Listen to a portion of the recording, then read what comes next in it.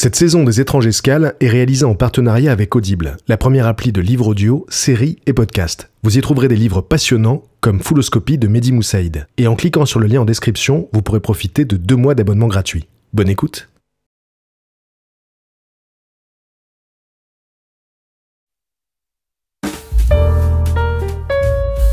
Une fleur de corail que le soleil arrose. Difficile de ne pas citer Nougaro pour parler de Toulouse. Mais pour saisir toute la richesse de la cité gasconne, il faut aller plus loin que la célèbre chanson. Car au-delà du Capitole et des briques de terre cuite qui lui valent son surnom, la ville rose est pleine de surprises. Que ce soit dans le labyrinthe de ses ruelles, dans ses jardins, ou même sous ses ponts, on n'est jamais très loin d'une vision étonnante. Et comme vous le verrez, dans certains lieux de Toulouse, on peut avoir l'impression de voyager dans le temps, ou même de changer de planète. Alors, si vous voulez découvrir les secrets de la capitale occitane, suivez le guide.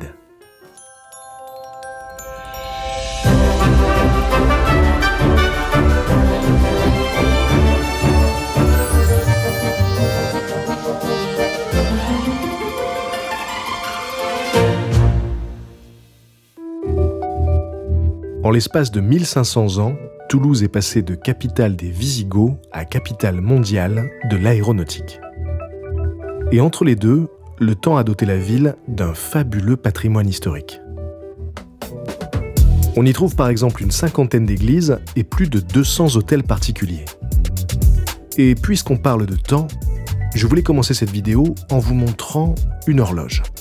Une horloge unique qui se trouve dans une des plus grandes artères de la ville, la rue Alsace-Lorraine. Perchée au sommet d'un immeuble haussmannien, cette horloge ne compte pas 12 chiffres, mais 24. Installée en 1895, elle a toujours surplombé une banque et une des explications possibles serait qu'elle symbolise le flux continu de l'argent 24 heures sur 24. Quoi qu'il en soit, depuis plus d'un siècle, sa petite aiguille égrène les heures en faisant un seul tour de cadran par jour. À Toulouse, il y a 2 choses qui s'écoulent, le temps et la Garonne. Celle-ci est traversée par plusieurs ponts historiques et paradoxalement, le plus ancien d'entre eux s'appelle le pont Neuf. Sa construction remonte au XVIe siècle et on y trouve notre deuxième curiosité. Au niveau de la première pile du pont, au bord d'un dégueuloir, on peut voir un étrange petit garçon rouge assis avec un bonnet d'âne. C'est une œuvre de l'artiste toulousain James Colomina, connu pour ses personnages en résine rouge, qu'il a installé ici en 2017. Pour le sculpteur, cet enfant représente les personnes laissées pour compte et la stigmatisation en général. Mis à l'écart, comme s'il avait été puni, l'enfant rouge observe le fleuve s'écouler.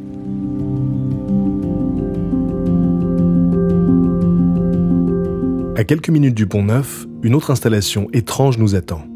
Mais contrairement à l'enfant au bonnet d'âne, celle-ci est à l'abri des regards. Elle se cache au Centre d'information et de documentation du patrimoine, une bibliothèque de 10 000 ouvrages accessibles sur rendez-vous. Et quand on entre dans la salle, le moins qu'on puisse dire, c'est qu'on ne s'attend pas à une telle vision. Ces crânes difformes ne viennent pas d'une civilisation perdue. Ils font partie d'une œuvre de l'artiste Philippe Poupet intitulée « La Collection ». Installée en 2005, elle est composée de 210 moulages représentant des crânes aux formes variées. Et certains d'entre eux rappellent furieusement des personnages de la pop culture. Si ce mur est orné de crânes en plâtre, à Toulouse, on peut voir un mur avec des squelettes bien réels. Installé en 2008 dans le muséum de la ville, le mur des squelettes est une immense vitrine de 120 mètres de long sur 6 mètres de haut. Elle abrite 75 spécimens mis en scène dans des postures dynamiques, comme s'ils étaient vivants, et on y trouve même des humains. Donc ici on est devant le mur des squelettes, qui est une des visions les plus spectaculaires du muséum. Est-ce que vous pouvez nous en parler un petit peu? Alors, ce mur des squelettes, déjà, c'est 3 ans de travail. C'est 78 espèces différentes. C'est plus de 25 000 ossements qu'il a fallu réagencer et réassembler. En fait, l'idée pour nous, dans ce mur des squelettes, c'était de montrer que le squelette, qui pour beaucoup de gens, c'est le symbole de la mort, nous, en fait, on voulait montrer que c'est le support du mouvement chez le vivant. Et donc, tout ce que l'on voit ici, en fait, ce sont des scènes de la vie animale, depuis des grenouilles qui copulent, un hippopotame qui nage, un lion qui est en train de bondir sur un oryx, une cavalière sur son cheval, un renard qui saute sur un rat, bref, toute une série de scènes de la vie animale. Et une des plus surprenantes est peut-être celle de ce pigeon qui est en train de se faire sauter dessus par un chat, ouais, qu'on a réalisé à partir d'une image qu'on a prise juste de l'autre côté, dans le jardin des plantes. D'accord. Le mur des squelettes est l'installation phare du Muséum de Toulouse. Mais ce dernier recèle bien d'autres merveilles. Avec plus de 2,5 millions de pièces, c'est une des plus grandes collections de France. Et en parcourant ces 3000 m² d'exposition, on trouve notamment ces œufs de dinosaures. On est ici devant des œufs de dinosaures, mais pas n'importe lesquels, puisque c'est des œufs français. Et oui, ce que beaucoup de gens ignorent, c'est que les premiers œufs de dinosaures découverts au monde ont été découverts en France, en 1868, au Mas d'Asile, en Ariège, par un abbé qui s'appelait le Chanoine Poche. Mais à l'époque, on n'a pas vraiment cru que c'était des œufs de dinosaures. Il a fallu attendre les expéditions de Roy Chapman Andrews de l'American Museum de New York en Mongolie dans les années 30 pour qu'on identifie en clair et enfin ces œufs de dinosaures. Au passage, Andrews, c'est celui qui a servi de modèle pour faire Indiana Jones. D'accord. Et alors ces œufs aussi nous racontent une autre histoire, c'est que tout le monde connaît les dinosaures, mais surtout les dinosaures américains, parce que si je vous dis Pivetosaurus, Variraptor, Lexoviraptor, Plateosaurus, on les a pas vus dans Jurassic Park. Vous n'avez pas vu dans Jurassic Park, pourtant ce sont les dinosaures qui parlent français. Il y a une quantité de dinosaures français importante, il y a plus de 400 gisements de dinosaures en France. Le problème, c'est que nos dinosaures sont beaucoup moins célèbres que les dinosaures américains. Le lieu suivant se trouve à quelques centaines de mètres du muséum. Son entrée est marquée par des tubes de métal obliques dressés vers le ciel. Mais l'essentiel du site se trouve sous terre. Inauguré en 1971 face à l'ancien siège de la Gestapo, le monument à la gloire de la Résistance est à la fois un mémorial, une œuvre d'art et une expérience. Conçu comme un parcours souterrain, métaphore de la clandestinité, ce sanctuaire de béton rend hommage aux martyrs de la Seconde Guerre mondiale. Tout en ligne biscornue, le tunnel longe 3 cryptes symboliques dans lesquelles sont projetées des images d'archives. Et dans la dernière, dédiée aux fusillés, on trouve une installation spéciale. Ici, tous les 19 août, pour l'anniversaire de la libération de Toulouse, le soleil traverse le plafond du monument pour venir éclairer exactement cette plaque. Avec son atmosphère oppressante et son décor de film expressionniste, le monument atteint parfaitement son but, marquer l'esprit des visiteurs. La crypte que nous allons voir maintenant est beaucoup plus ancienne. Elle renferme à la fois des vestiges romains et des ruines médiévales, soit 2000 ans d'histoire. Mais le plus étonnant, c'est son emplacement. Elle se trouve sous le palais de justice de Toulouse. C'est en faisant des fouilles dans les années 2000 que ce trésor archéologique a été découvert. Cette crypte est très ancienne, elle est aussi très vaste puisqu'elle fait 600 mètres carrés. À la base, dans les années 2005-2006, tandis que nous sommes en train de réaménager le palais de justice, on va découvrir ce qu'on espérait en réalité, puisqu'on savait qu'ici se passait l'enceinte romaine du 1er siècle de la ville de Tolosa.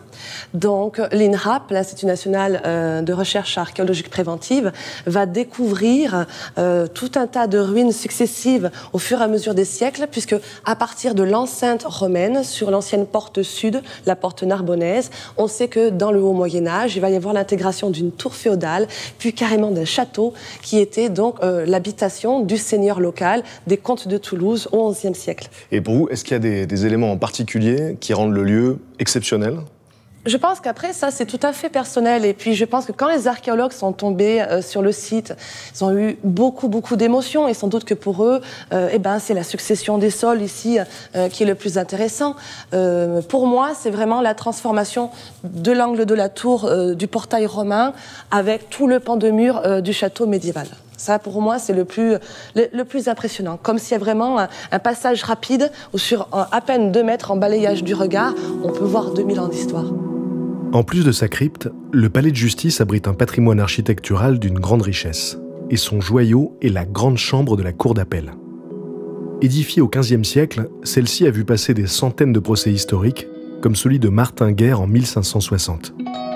On peut y voir un plafond orné de 187 caissons et, chose unique dans un tribunal, un monument en hommage à Louis XVI.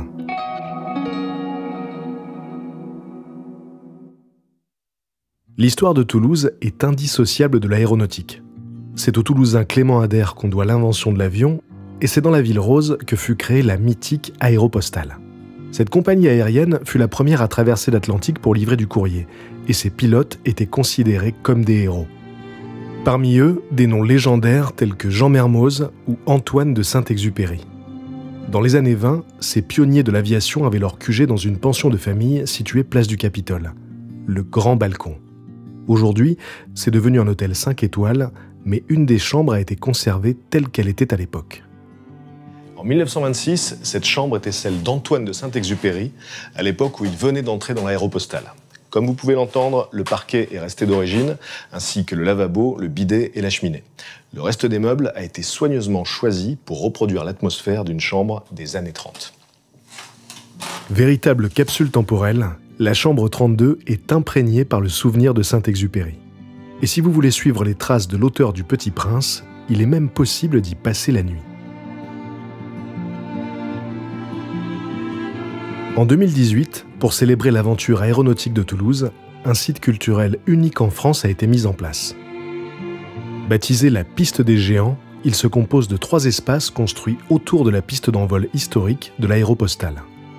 Les jardins de la ligne, l'envol des pionniers et la halle de la machine. C'est de cette dernière dont je voulais vous parler parce que c'est la seule où on peut croiser un minotaure géant. Cette créature monumentale est l'œuvre de la Machine, une compagnie de théâtre de rue dont vous aviez déjà vu les créations dans l'étrange escale de Nantes. Dans cette halle de 6000 m², on peut admirer plus d'une centaine de créatures issues de l'atelier nantais, comme cette araignée gigantesque. Mais la pièce maîtresse, la réponse toulousaine à l'éléphant de Nantes, c'est bien ce minotaure haut de 14 mètres. Il fait des tours, justement, un petit peu comme l'éléphant. Il prend des passagers. Ici, effectivement, il embarque une 50aine de personnes sur son dos, enfin jusqu'à 50 personnes sur son dos pour faire une petite promenade et faire découvrir le quartier qui est en constante évolution. D'accord. Comme c'était le concept effectivement à Nantes avec l'éléphant, au début de la création, il y avait très peu de bâtiments et au fur et à mesure ça s'étendait. Donc chaque voyage, au fur et à mesure des années, chaque voyage était un voyage différent. Quand on était à Nantes, on est monté dans l'éléphant et on a pu faire barrir l'éléphant. Oui. Et il me semble que le minotaure a encore plus de fonctions organiques. Oui. Donc qu'est-ce qu'il peut faire ce minotaure ? Il agite les bras, il bouge la tête, il ouvre les yeux, il cligne les yeux, il y a beaucoup d'expressions du visage. Il a un corps humain, déjà, il a un torse humain. Donc... Il peut respirer ? Il respire, on voit les côtes, on voit les poumons. Ah oui. Oui, qui se déplacent et ensuite il peut suer, il peut transpirer. Il peut transpirer aussi. Et ensuite, il grogne, il gémit, il ronfle en fonction de son humeur. Véritable architecture mobile, le Minotaure fait écho à plusieurs symboles toulousains. D'abord, il y a les rues de la vieille ville qui rappellent un peu le labyrinthe. Et puis, il y a le martyre de Saint-Saturnin. Premier évêque de Toulouse, celui-ci serait mort en l'an 250 après avoir été traîné par un taureau. On lui dédia la plus grande église de la ville et c'est au pied de celle-ci, la basilique Saint-Cernin, que je retrouve mes invités. Ça va ? Bienvenue, très bien. Bienvenue. On est au pied de la basilique Saint-Cernin. Et si vous m'avez donné rendez-vous ici, c'est parce que je crois que vous avez un rapport très particulier avec ce lieu. Écoute, on a grandi autour de cette basilique. On avait le lycée pas loin, le collège pas loin, notre école primaire pas loin. Et on a toujours rêvé de monter tout là-haut. En haut du clocher. En haut du clocher, on n'a jamais eu l'occasion. Je pense que c'est le rêve de beaucoup de Toulousains. Il y a pas de, si tu veux, il n'y a pas vraiment de visite, rien n'est organisé pour ça. C'est un truc privé quoi, et secret. Et c'est un rêve qu'on cultive depuis petit. Écoutez, je vous propose qu'on y aille. Allez, c'est parti. C'est parti. Trop content, merci. On te suit. Érigée entre le XIe et le XIIIe siècle, la basilique Saint-Cernin est l'une des plus grandes églises romanes d'Europe. Elle est aussi connue pour être l'église française qui abrite le plus grand nombre de reliques et la deuxième au monde derrière le Vatican. Parmi ses reliques les plus précieuses, il y a celle de Saint-Saturnin lui-même, conservée dans son tombeau, ainsi qu'une des épines censées provenir de la couronne du Christ. Mais la raison principale de notre venue, c'est le clocher de la basilique. Haut de 65 mètres, ce clocher octogonal contient 21 cloches, et son architecture est à la fois romane et gothique. Normalement, il est fermé au public, mais comme nos invités rêvaient de voir la ville depuis son sommet, le curé de Saint-Cernin a accepté de nous y conduire. Bon les gars, on est au sommet de la basilique. Moi, je suis vraiment très à l'aise personnellement. Et comme je sais que c'était un rêve pour vous, est-ce que vous pouvez nous dire ce que vous ressentez ? Écoute, c'est Moi, souvent, je m'imaginais, quand je passe à vélo la nuit, j'imaginais quelqu'un qui traînait. Tu sais, j'imaginais un personnage avec un masque qui me regardait en haut. En fait, c'était notre père, tout simplement. Non, en vrai, c'est beaucoup plus beau que ce que j'imaginais. C'est un privilège de fou. Là, je suis juste face à mon lycée. Donc, je me revois, moi, en train de galérer dans le lycée et regarder le clocher par la fenêtre. Écrire les premiers textes en cours, là. C'est incroyable. Et ben moi, j'ai l'impression d'être déjà venu ici. Ouais, il est toujours philosophique. Non, mais tellement j'ai regardé, tellement je me suis imaginé. C'est vraiment pile comme ça que j'imaginais, même la vue, comme on connaît tous les endroits, tous les quartiers de Toulouse. Il n'y a que des endroits, là, il n'y a que des amis partout, que des souvenirs. Donc, Là, c'est une vue de Toulouse que vous aviez jamais vue. Non, et que peu de gens ont vu. Hein. Je pense que je ne sais pas combien de personnes montent au clocher par an, vraiment pas beaucoup, à mon avis. C'est une vue extraordinaire. En plus, il n'y a pas tant de vues que ça à Toulouse. Si tu veux des vues, il n'y a pas vraiment, c'est pas une ville de rooftop, etc. Donc là, c'est sublime. Moi, en vrai, je suis ému. Je vais pas pleurer non plus, mais c'est une grande émotion pour moi. Pour rester là, Patrick ? Il n'y a pas de problème. Dormir ici un soir. Moi, je vais partir, par contre, si ça vous dérange pas. T'as l'air ému aussi, mais... C'est de l'émotion, c'est notre émotion. Ouais, mais je suis très heureux que vous puissiez vivre ça. Franchement, merci Patrick, parce que ça, c'est un rêve que je voulais faire depuis petit. Hein. Je sais que vous, ceux qui regardent la vidéo, qui sont pas toulousains, vous vous dites, ouais, bon, c'est un clocher, quoi. Mais je pense que la majorité des Toulousains qui regarderont cette vidéo le sauront. Et pour vous, il y a toute votre ville, du coup. Le lycée, oui, le lycée, conservatoire, le stadium, ma maison. Nos apparts. C'est incroyable.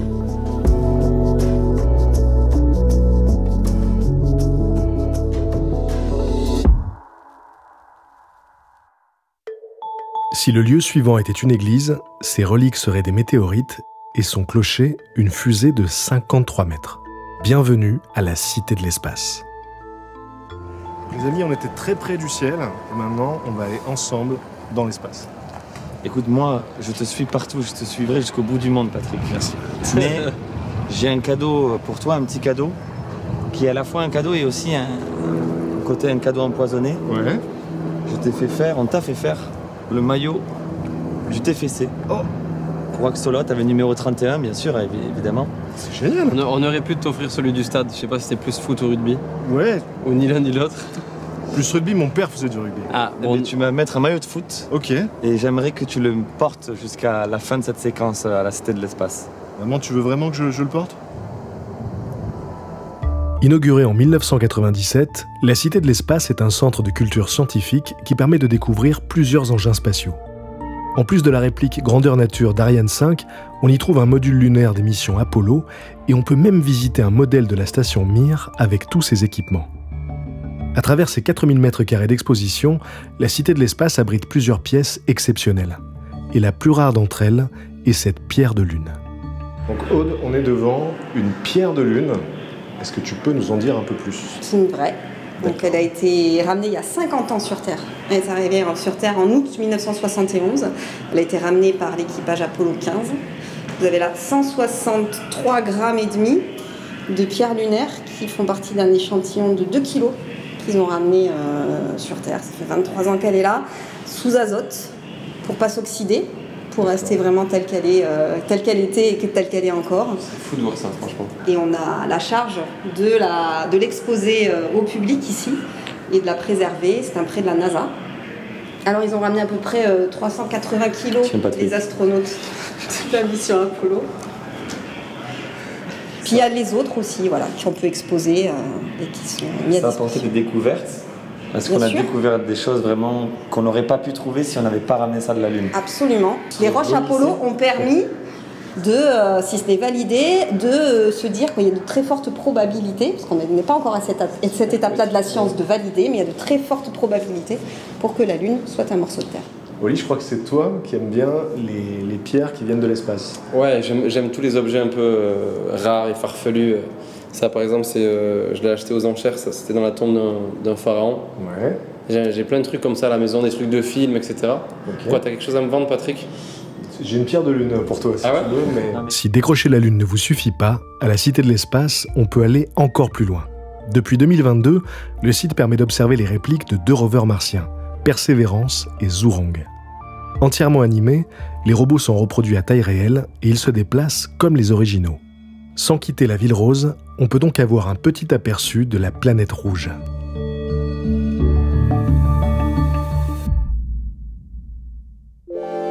De retour sur Terre, on est passé par le jardin japonais de la ville. Créé en 1981, celui-ci s'étend sur 7000 m² et il offre un paysage qu'on ne s'attend pas à voir à Toulouse. Mais en plus des éléments traditionnels, tels que le pont rouge ou le pavillon de thé, on y trouve un étrange dragon. Là, les amis, on est devant le dragon de fer du jardin japonais de Toulouse. Il m'a toujours fasciné, ce dragon. Désolé, je t'ai coupé. Il est incroyable. Il est à la fois effrayant et rassurant. Tu vois, c'est un peu... Je crois, Oli, que tu connais le nom du sculpteur. Je l'ai lu tout à l'heure sur la plaque, je vais pas te mentir, mais c'est Tom Petrusson. Petrusson. Ouais. Et il fait 7 mètres de haut, ce dragon. Et je dirais, à vue de nez, dans les 3 tonnes. C'est exactement ce qu'on a lu sur Internet. Absolument, on va pas se mentir. Je parie qu'il y a plein de Toulousains qui connaissent même pas l'existence de ce dragon. Et c'est le but de cette émission. Hein. Si vous êtes... Ce qui est très juste. C'est juste le but de l'émission. Avec la dernière curiosité de la vidéo, j'espère que ce but sera atteint. Elle se trouve dans le quartier de Rangueil, au sud-est de la ville, et ici, on l'appelle tout simplement la boule. Cette sphère de 25 mètres de diamètre a été inaugurée en 1959 par le général de Gaulle. Et pour la plupart des Toulousains, ce qui se trouve à l'intérieur est un mystère. Bon les amis, on vous a amené devant la boule de Toulouse. À votre avis, qu'est-ce qu'il y a dedans? Alors ça, je connaissais pas du tout l'existence de ce truc à Toulouse. On le voit même pas de loin. Je suis un peu vexé. Ouais. Parce que je connais vraiment tout à Toulouse. Je me vante de connaître cette ville par cœur. Et j'ai jamais entendu parler de ce lieu qui s'appelle le... La boule. Je suis ravi, moi, vraiment, vous connaissiez pas. La boule. Moi, je pense... Alors, ça ressemble à un observatoire, mais on n'est pas en hauteur, donc il n'y a pas le trou là-haut. Bien joué. Là, il y a une trappe en face avec un rail, donc ça veut dire qu'il y a avec une porte, donc à mon avis, il y a quelque chose de très gros à l'intérieur. Un accélérateur de particules à neutrons. Il y a un rapport avec des neutrons et des... Il y a du proton, il y a du neutron, mais c'est vrai. On est un peu là-dedans. Voilà. Je vais pas vous mentir. Est-ce qu'il y a un truc un peu mécanique, une sorte de machine nucléaire? C'est pas nucléaire, rassurez-vous. Est-ce qu'il y a des trucs qui tournent ou pas? Parce que si c'est une boule, il faut... Je vous propose qu'on y aille. Allez, c'est parti. La boule est le bâtiment emblématique du CEMES, un laboratoire de recherche en sciences des matériaux. Entre 1960 et 1991, elle abritait un microscope électronique qui est longtemps resté le plus puissant du monde. Aujourd'hui, le microscope a été démonté, mais son générateur est toujours en place. Et comme vous allez voir, c'est un spectacle qui vaut le détour. Vas-y, allume Patrick. On boit la sauce. Patrick, on boit la sauce. On allume les gars. J'en bois? Ouais. Non, il m'a pas dit. C'est bon, vas-y. Oh, c'est quoi ce bordel? Wow. Et on peut rentrer dedans, les amis.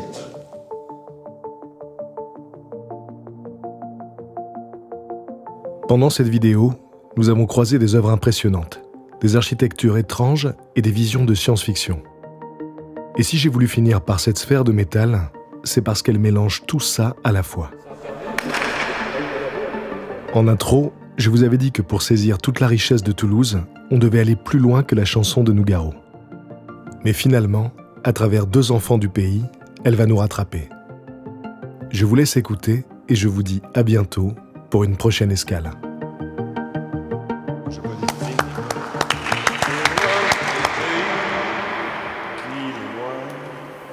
Parfois au fond de moi se ranime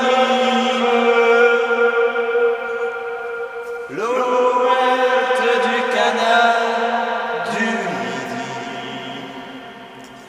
et la brique rouge des minimes au Montparnasse, au Toulouse, au Toulouse.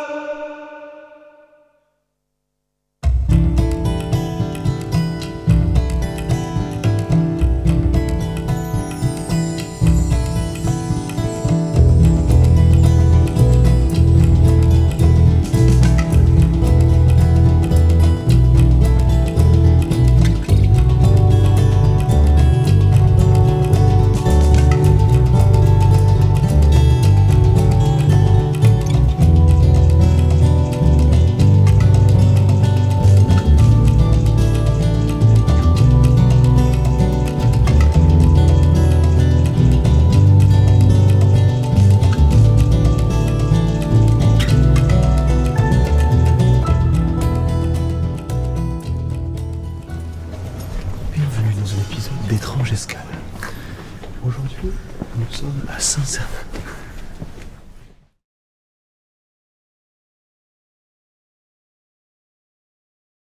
Cet épisode des Étranges Escales a été réalisé en partenariat avec Audible, la première appli de livres audio, séries et podcasts. Vous pouvez profiter de 2 mois d'abonnement gratuit en cliquant sur le lien en description. Bonne écoute!